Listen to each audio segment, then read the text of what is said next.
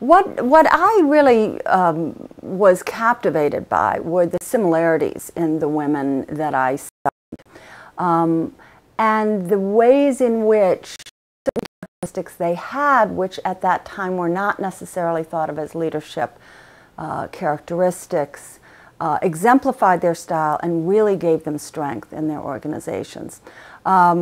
They had a real comfort with diverse people. And you know, now in 2004, that's really taken almost as a given, as a requirement for leadership in today's environment. When I was doing those studies in '88 and '89, that was not thought of in that kind of way. A comfort with diversity would not have made the list of a leadership characteristic, appropriate leadership characteristic. The emphasis on relationship, the fact that they tended to judge their organizations by the qualities of the relationships within them. A tendency to put themselves in the center of things rather than leading from the top and drawing people in around them in what I, in that book, called a web of inclusion, and then later wrote about it in a way that didn't necessarily pertain to women in the book, The Web of Inclusion. A comfort with direct communication as opposed to communication up and down a chain of command. A kind of a disdain often for traditional kinds of perks of privilege.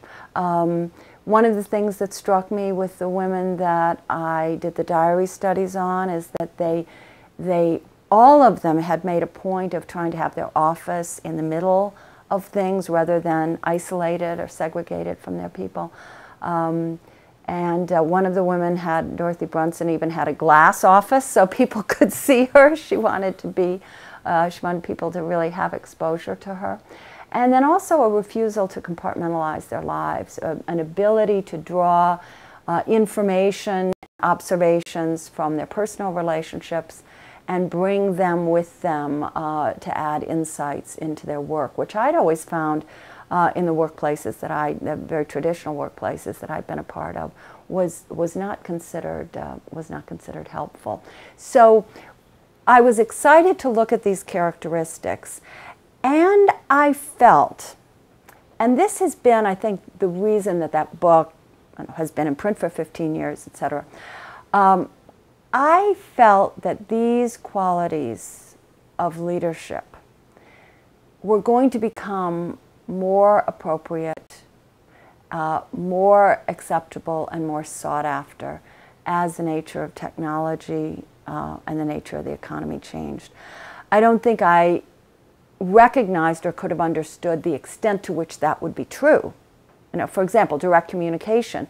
This was in an era before email. So email as a technology really put a much greater emphasis on a leader's ability to communicate directly, just because it began to break down a lot of the chain of command in an organization.